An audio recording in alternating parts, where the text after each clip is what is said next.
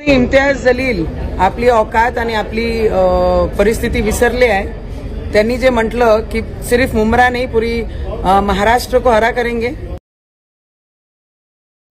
ते पूर्ण अभ्यास करत आहे। कुठे 2 आल्या, कुठे 3 आले, कुठे 3ही नाही आले, कुठे 1च आले, त्या सगळी गोष्टीचा अभ्यास करते आहे आम्ही। पण आता येणारे काढे 2-3 दिवसामध्ये महापौर, उपमहापौर, स्थायी समिती या सगळं असतंय। तर कोण कोण किती वेळा निवडून आलाय, काय आलाय, ते सगळे अभ्यास करी आणि कशा पद्धतीने का मायनस झाल्या त्याचे अभ्यास बावनकुळे साहेब करतील। महापौर पदाची निवडणूक आहे 30 जानेवारीला।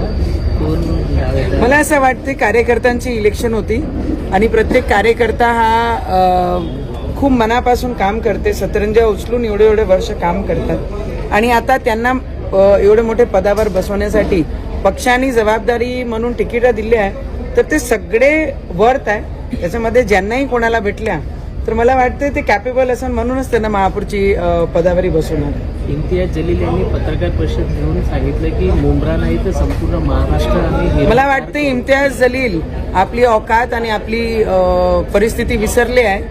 त्यांनी जे म्हटलं की सिर्फ मुमरा नहीं पूरी महाराष्ट्र को हरा करेंगे, छत्रपति की औलादें और छत्रपति के भक्त और उनका खून हमारे अभी भी शरीरों में दौड़ रहा है। तुम नहीं, तुम्हारे 7 पीढ़ियां ऊपर से नीचे आए तो वो भी हरा नहीं कर पाएंगे महाराष्ट्र को।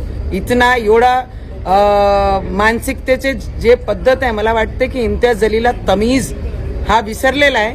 आम्ही मायनॉरिटी म्हणून, अल्पसंख्याक म्हणून या देशामध्ये त्यांना आपले घरामध्ये, आपल्या देशामध्ये खपून घेत आहे। त्याचा अर्थ हे नाही की सगळ्यांनी बांगड्या घालून बसलेले आहे। ज्या दिवशी आम्हाला दाखवण्याची वेळ आली तर 15 सेकंड आजही काफी आहे। तुमच्या स्वप्नातही हिरवं करणं हा पूर्ण होणार नाही आणि असे लोकांना ज्यांना तमीज विसरलेले आहे, जे बायांबद्दल जेही बोलतात, पत्रकार परिषद घेऊन पूर्ण महाराष्ट्राला धमकी देऊन राहिल्या की ज्या छत्रपती शिवाजी महाराजांचा महाराष्ट्र आहे त्या पूर्ण महाराष्ट्राला आपण हिरवा करू, तर तुमच्या धमक्याला आम्ही भीक सुद्धा घालत नाही। इम्तियाज जलील लक्षात ठेवा, तुम्ही ज्या शहरात राहतात त्या शहराचं नाव संभाजी महाराजांच्या नावाने दिलेला शहर आहे आणि तुम्ही जर बदतमीजी सोडली नाही आणि महिलाबद्दल आणि या महाराष्ट्राबद्दल अशब्द बोलणं सोडलं नाही तर तुम्हाला या पूर्ण महाराष्ट्रामध्ये जिल्ह्यामध्ये हिंडण्यासाठी किती त्रास होईल तुम्ही लक्षात आणून घ्या एकदा त्याचं।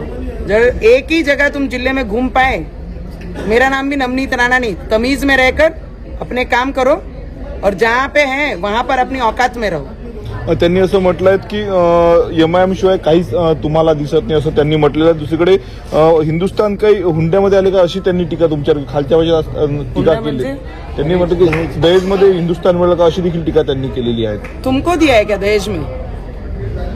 दहेज में किसी का नहीं है, ये हमारा हिंदुस्तान था, तुमको तो पाकिस्तान भेजा था, तुम क्यों रह गए पूरे हिंदुस्तान में?